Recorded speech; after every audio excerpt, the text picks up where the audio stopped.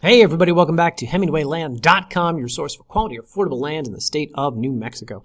Got a new property today, very excited about this. I've been trying to get a property in this subdivision for some time. Finally got one.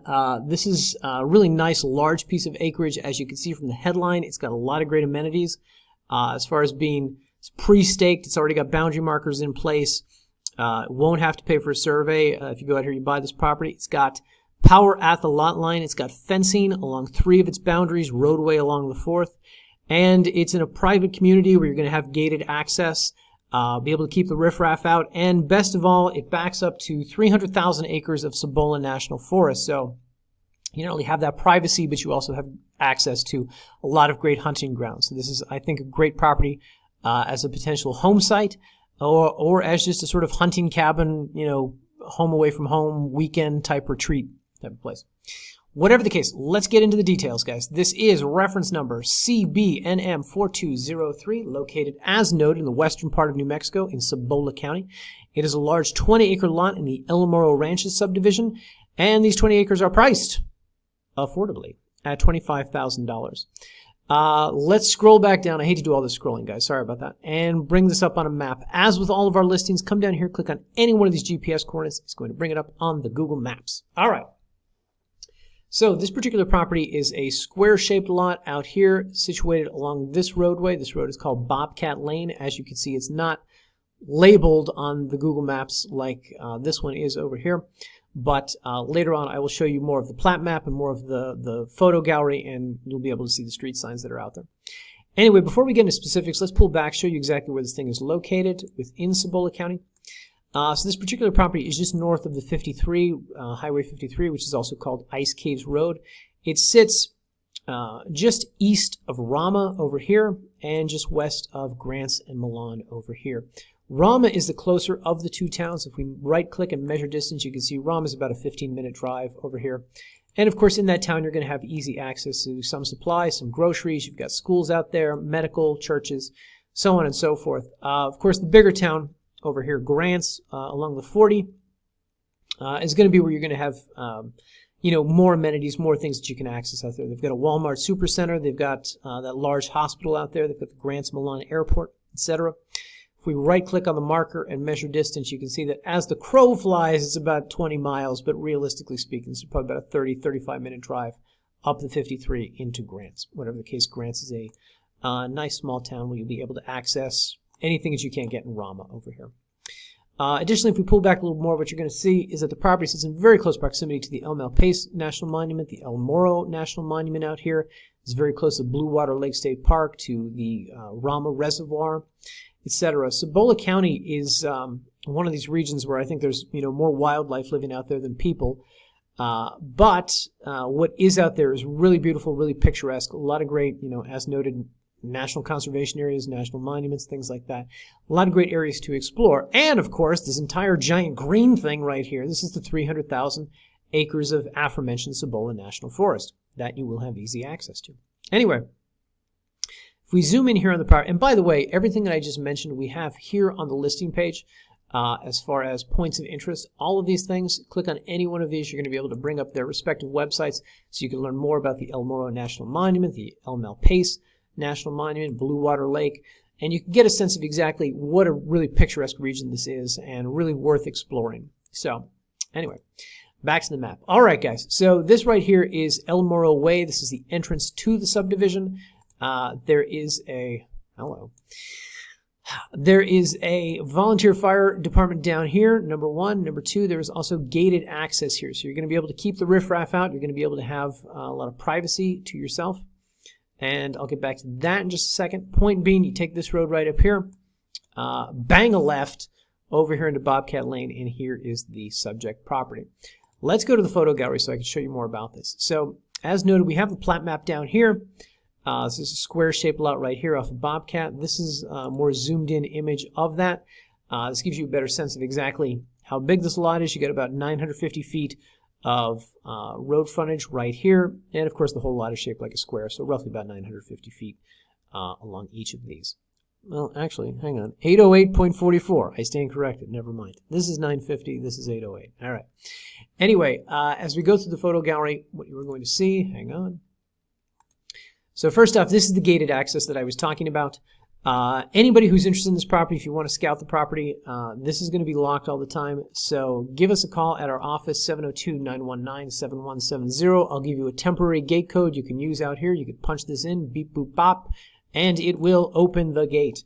As you can see, there's very well-maintained roads out here. This is an area that has a sort of landowners association that monitors things, controls things out here, and that's why these roads are better maintained. That's why you have power through this region. That's why you have the aforementioned volunteer firefighters and a locked gate.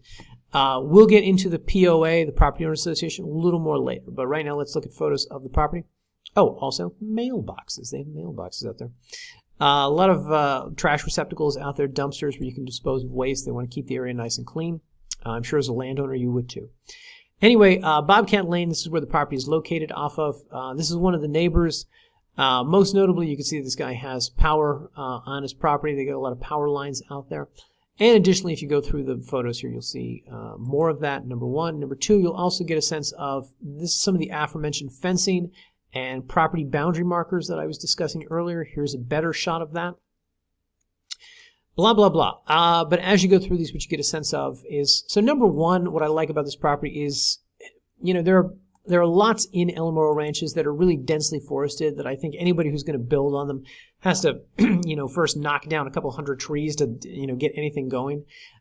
This is, you know, this lot does not suffer that problem. It's got some vegetation. It's got some nice trees out there, but not so much that you can't build on it. The terrain is, it's not wholly flat. It's you know, it's, I don't know, but it's not too hilly, not too slopey. It's got some peaks and valleys to it, we'll say. Anyway, here are more, I can't think of the word. Here are the more property stakes, more of the fencing that borders the property, etc. And as you'll scroll through these, you'll get a better sense of the property, the terrain, the surroundings, and more of the fencing. I will let you guys go through this on your own free time. I will, however, tell you that down here at the bottom of the page, first off, we've got the drone photos to give you an excellent sense, bird's eye view of the property. And exactly, you know, as noted, there's trees on the property, but not so many that it's going to cost you a small fortune just to kind of landscape and be able to build out there. So that's nice. A lot of wide open spaces in which you can build or which you can just go and camp. Once you go through those two photos, I should also mention there will be a drone video down here that will be added after we publish this listing. That drone video as well will give you an excellent sense of the property, the terrain, and the surroundings. So let's go back to the map for a second. Another one of the nice things about this property is, as noted, you've got 300,000 acres of Cibola National Forest out here that this backs up to. Now there are two entrances to the Cibola National Forest, two gated entrances that you will also get access to as a landowner in this community. The first one, I'm going to show you guys where these are on the map. The first one is, yeah, here we go. All right, you can't see the gate, but the first one is down here off of this road. That's going to provide you access into the forest. Of course, you can access that with an RV or a four-wheel drive truck or something like that. You can go in on horseback and go in on foot. Additionally, the second entrance is located, up here, right where this road kind of ends, quote-unquote road kind of ends. You can see there's a gate up here where you can also access the forest this way. So two gated accesses into the forest where you can go hunting, etc. And again, you will get keys for that or gate codes for that once you become a landowner in this region. Anywho, let's go back to the table here. Talk about zoning. So the area has a very loose zoning designations, rural, residential. Really, in regions like this, the county tends to defer to the property owners association. So whatever covenants and restrictions are in place on the property, that theoretically is what gets enforced out there. Helpfully, we have the POA regulations right here. You can click on this and it will bring up this helpful PDF, which you can read. Or if you don't want to read the whole thing, you can come back to the listing page. We simplified this for you. And up here we have the El Morro Ranches Covenants and Restrictions Cliff Notes version, where we attempt to kind of break these things down in layman's terms and try to answer some of the questions that people typically have. So first off, we'll go through these residential use only. They don't want people running businesses out there. They don't want you running a mechanic's garage out of your backyard. Time limit to build. You buy the property, you're not obligated to build anything. Once you start to build something, however, you have 365 days to complete it. And as noted, anyone using a mobile or modular home will have 180 days to, quote, securely support and completely skirt the structure. Building style. Let's talk about this. They say the style and design of structures within El Morro should fit the, quote, southwestern mountain atmosphere of the region. I showed you a photo earlier of one of the neighbors. I can't believe that fits the southwestern mountain atmosphere. Typically, when you see something like building style, it usually comes with an architectural design committee attached to it. There's some group of local residents who tell you what you can and cannot build. Normally, they're not too strict, but they're trying to maintain a certain aesthetic uniformity in the region. I don't think that's still in place out there. I mean, it's written into the covenants of the land, so okay. But I don't think there's anybody really enforcing that out there. Anyway, things to be aware of. Mobile homes, acceptable for permanent living, but must have a minimum square footage of 864 feet and be no older than 10 years at the time they're placed on the land. As far as RVs and travel trailers, all acceptable if used as a temporary living structure, not as permanent ones. So you can use it for camping up to 6 months a year, or you can use it as a temporary structure while you are building the permanent structure. Tiny homes. A lot of our buyers want to build a tiny home. You should know that out here you need a minimum of 800 square feet is all that's required for a structure built on the land. I don't know what your definition of tiny is, but I think 800 fits that for me. So there you go. As far as livestock, you can have livestock, pigs and cows and chickens and things, just as long as they're not a nuisance and they don't wander onto other people's property, as long as they're fenced in, as long as they don't make too much noise. As far as hunting is concerned, within the residential part of this area, they don't want any hunting going on. But, of course, you're right next to the Cibola National Forest. You just drive up the road to those two gated entrances that I showed you, and hunting is permitted there. And, of course, subdivision of the lots can be to no smaller than 5 acres. So you got a 20-acre property here. If you want to break this up into 4 or 5-acre lots, live on one, sell the other 3, make a profit, you probably should be able to do that. Anyway, a couple more things just to know about this this Property Owners Association. They have a $300 a year annual fee, but it is voluntary. Voluntary. I'm not entirely sure how that works, but it's voluntary. Additionally, the annual taxes on the property are roughly about $300 as well. So if you're just going to use this as a recreational property, maybe you don't want to pay those voluntary yearly fees, but maybe if you start to live out there, you want to contribute to the community, to road maintenance, things like that, you will be able to do that. Anyway, it should also be noted that, actually, let me show you guys on the map. Hang on. So I was talking about power at the lot line. The lot line, ends right here. The power is right here at the neighbor's lot. You can also kind of see, if you zoom in on this, that there are power lines running this way. Here's one of them. Here's another one running this way through the region. Here's a third one. So right outside the boundary of the land is this one. And then, of course, right here at the northern boundary, you have power over here. So, point being, power running through the region.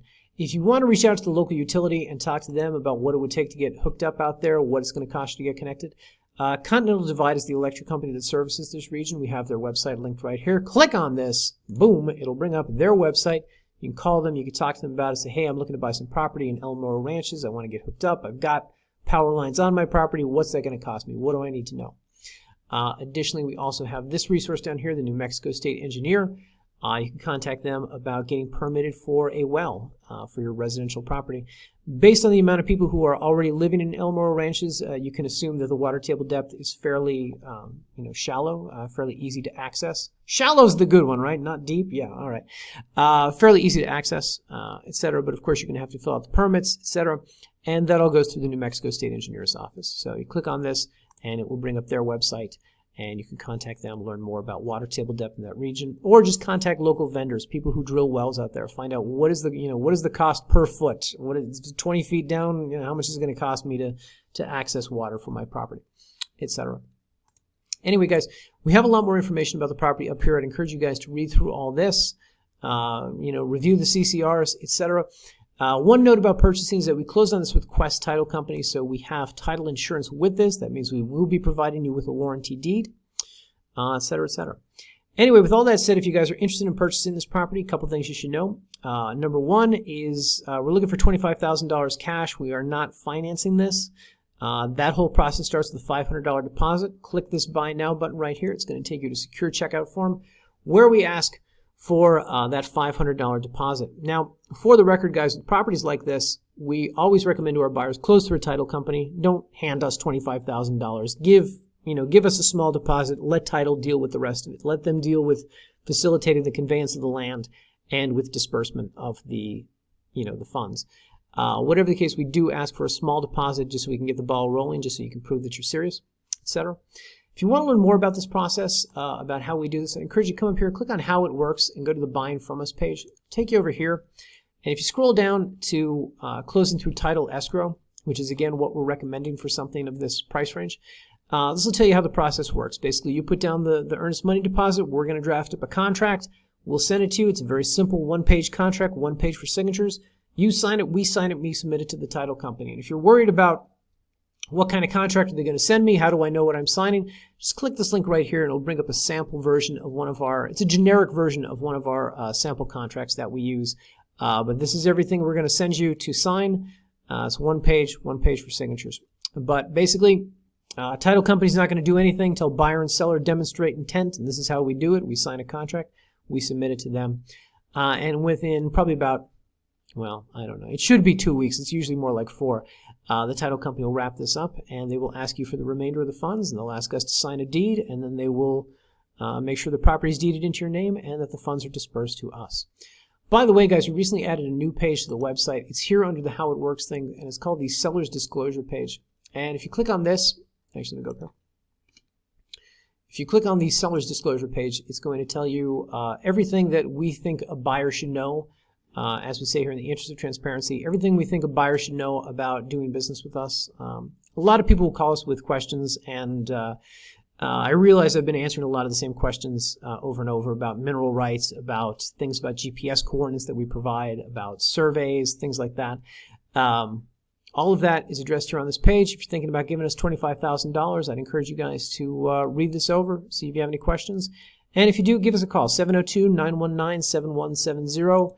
We're always here answering the phone. If we don't answer, we'll call you back within 24 hours. Or just shoot us an email, support@hemingwayland.com. Anyway, with all that said, as noted, I think this is a really nice property, nice home site, nice hunting cabin type site. It's got a lot of great amenities. I really like it. I think you guys will too. So learn more about this, read more of the listing page, reach out to us if you have any questions, and we will see you in the next video. Thanks for watching, everybody.